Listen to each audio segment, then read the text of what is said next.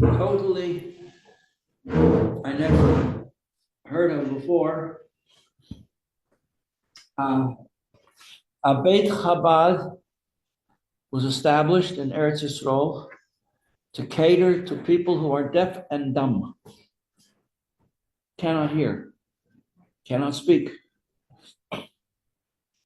In Hebrew, the word is cheresh. Cheresh, a person cannot speak, cannot hear. And it was founded by a person who was himself deaf, cannot hear. And felt, didn't go to Chabad Yeshiva or anything like that, but he met Shluchim, he read some Hasidus, and he felt that this just makes so much sense. The Rebbe's philosophy, hand me some tissues, please, that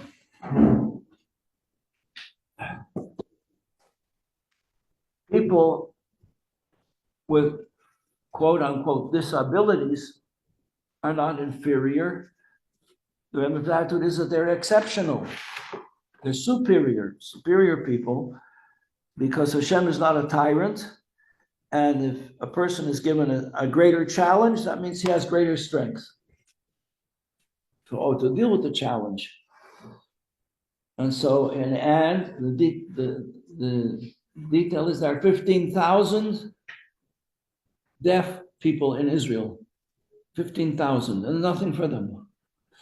So he established a Chabad house where they can come and they can learn. They can get together with others like themselves. They can have social company. They can do mitzvahs. He instructs them in the doing of mitzvahs. And then he got up and he made a presentation himself, the guy who started this. And he gets up and he starts going like this. And a voice says, "This is not my voice. This is somebody who is saying over what he's saying in sign." I guess he wrote out a script.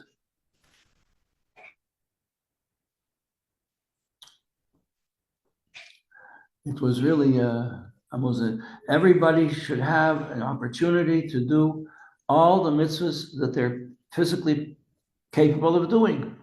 Nobody should be deprived of knowledge, of the ability or the opportunity to do mitzvahs. Wow, he got a standing ovation. It was quite a serious presentation. And a lot of people were very moved, very, very moved. It was very moving. Whoever thought of it. Whereas before this, a person with such a problem just feels totally excluded from life in general and from Judaism in particular.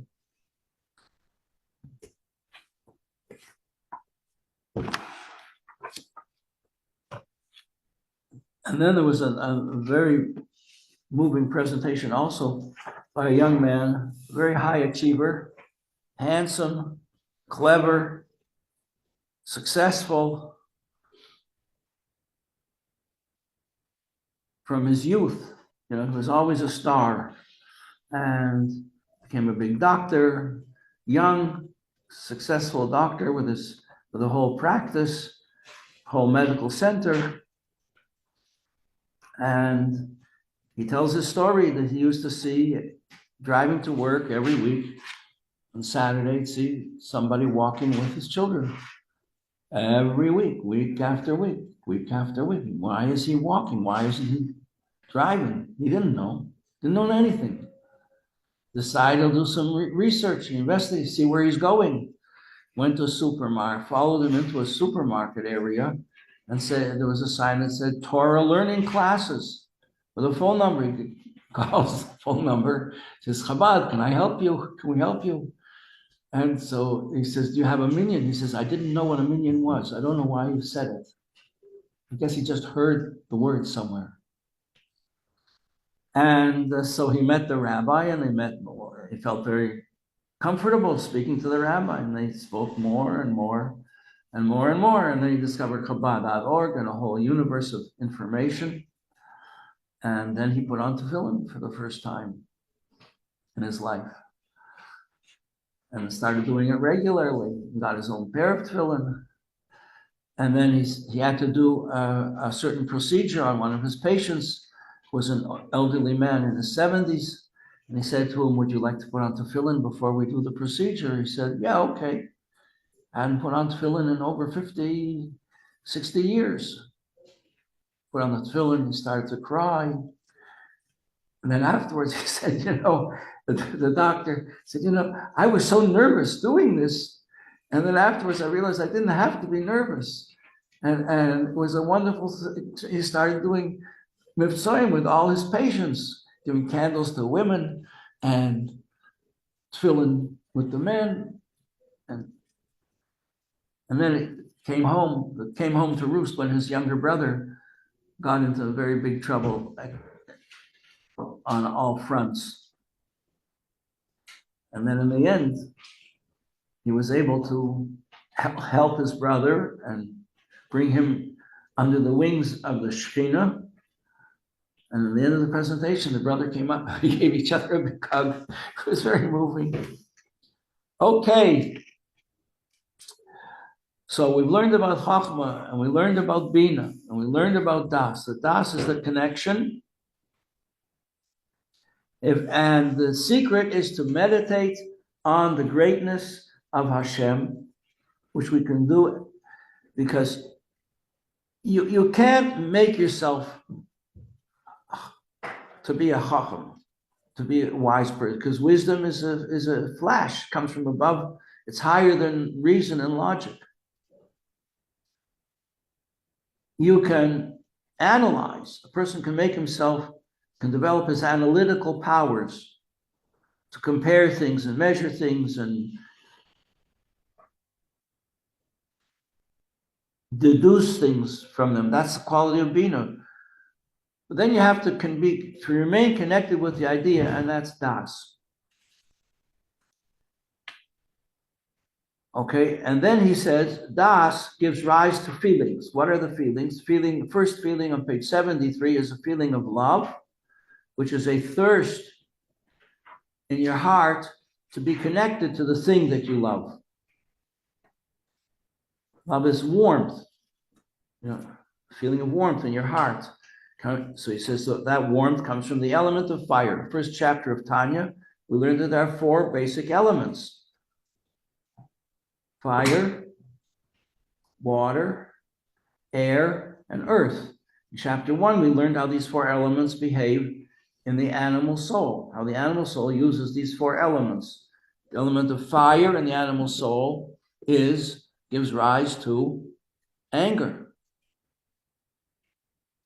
temper, right? And pride, arrogance. A fiery soul. Water is the element that gives rise to pleasure from sensual delight.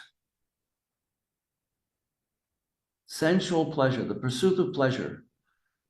And that becomes a definition of good. People think anything, if it's good, if I like it, it's good. There are whole philosophies based on that theory, that if you like it, it's good. That's the definition of good. And then there's the element of air, which is in the animal soul, being just overly talkative, wasted words, wasted talk, negative talk, bad talk, trashing an idea, trashing something good, trashing somebody. And then this element of earth in the animal soul is, I'm so tired, I'm always tired, I'm depressed, I'm lonely, I'm melancholy. It's the element of earth.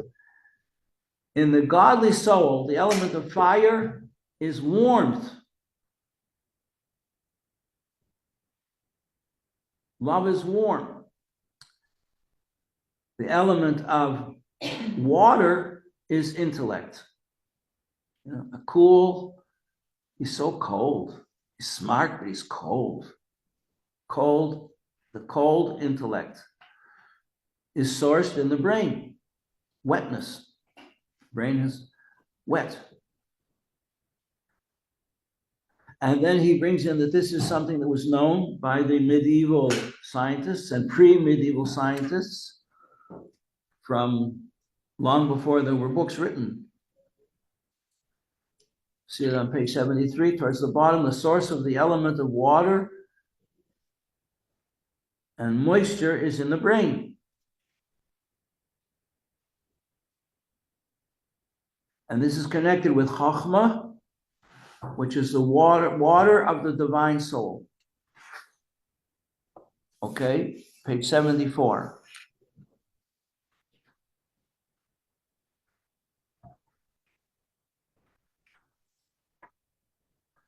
So we have two basic feelings that are born from meditation on the greatness of Hashem, which is love of Hashem and the desire to be connected to Hashem with a fiery ardor.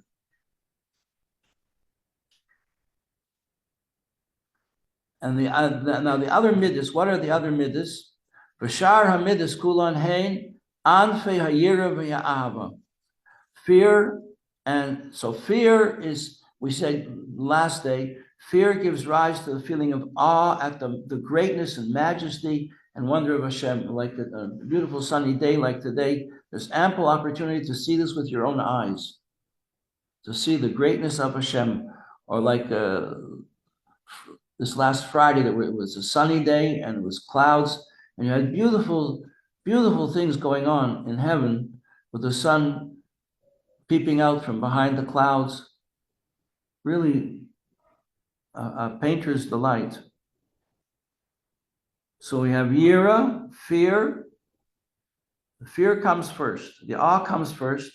Then after the awe comes love, a desire to be connected. Now the other 5 midas, there are 7 midas that correspond to the 7 days of the week. So here we have 2. That's 5 remaining.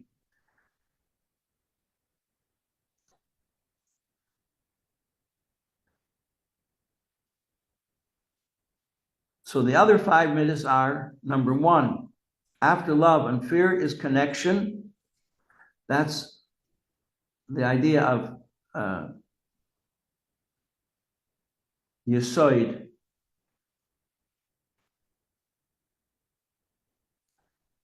And then that's the idea, I'm sorry, Tiferes. Of Tiferes. Tiferes is beauty. Quote the poet, truth is beauty, beauty is truth. Something that's really true is beautiful. Something that's false is ugly. Like it can be very attractive, like you see in the magazines in the drugstore. All these very beautiful people and their marriages and their divorces, because after they get married, they find out that the partner is so completely selfish and self-centered that it's a very ugly relationship. So Tiferes is the idea of truth. These first 3 midas in the heart, these are the emotional drivers. They cause you to do things. Thoughts don't cause you to do things. Thoughts have to come into the heart. How do they get there? Through the spine, down the back of, physically, from the back of the brain. They come into the heart and they motivate a person to do things that he loves to do and to stay away from things that he thinks might be harmful or are just overwhelming. And then they harmonize. Tiferes is the idea of harmony. And it is a lower level, it's in your heart, it is the counterpart of Das. Because Das in your brain contains within it the feelings of love and fear on the 2 sides. Now we take it down to the next level. I love something, I must do it. I must get involved. I have an idea, a project, I really want to see it work. I think this will be great for my family, great for my community, great for mankind, but it's going to be a lot of work. Okay, That's called netzach. Hard work, determination. It's motivated by love. I want this thing to happen. So I work very, very hard at it. But then you can't inundate the world with your ideas. And therefore, they have to be like you have a tree growing with fruit on it. You have to prune the tree. You have to create room in the branches for the tree to grow. You can be overproductive. It's called, what do they call it? Overkill. It's not working. You're losing sight of the goal. So therefore, you have to hone the idea. Like you have a stone, a rough stone. You have to cut the stone to see the beauty of it. So we have these two principles. They compare. So if love and fear compare to your two hands, I love with the right hand, push away with the left. Fear and love. And then that comes down lower to the two thighs. The two thighs are compared to getting it done, pushing the project through to the end, and then making sure that it's beautiful, that it's a glorious project. So that's honing it and cutting it and pruning it, shaping it. That means like getting it done right. And then you have to advertise it. You have to let people know. You have to communicate your idea to others. You have to speak and you have to make publicity. You have to get representatives. That's Yesoid. Yesoid is communication. Communication. So Yesoid involves unifying your ideas and your feelings with others. Like a husband and wife discussing a serious issue in the family. And then Malchus is like Shabbos. It's the final solution where everything is in place. Okay, so those are the seven midas. And they are coming down from the brain, from Chokhmah Bina Das, they come down through Das. What is Das? Das is knowledge. Knowledge, I said a few times already today and before, Das, knowledge means connection, being connected to the idea. Page 75, binding your mind with a strong bond and fixing your thought on the greatness of Hashem.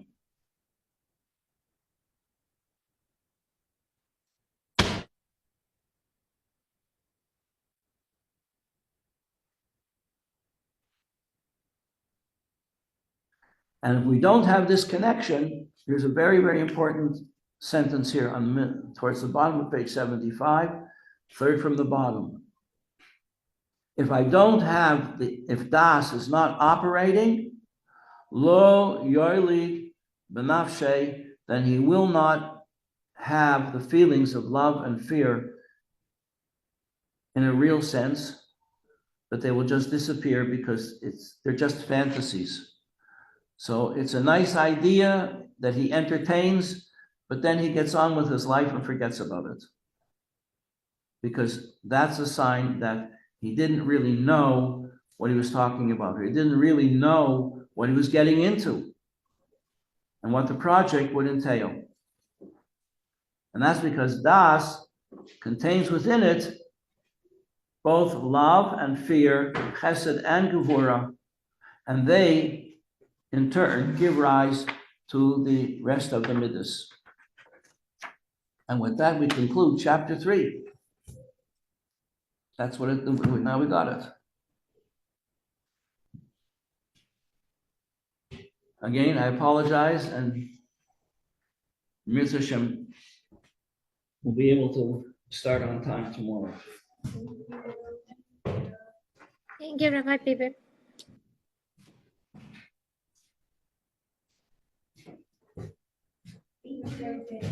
Yeah, enjoy the day. It's a beautiful day now. Chilly in the morning, very chilly, but very nice.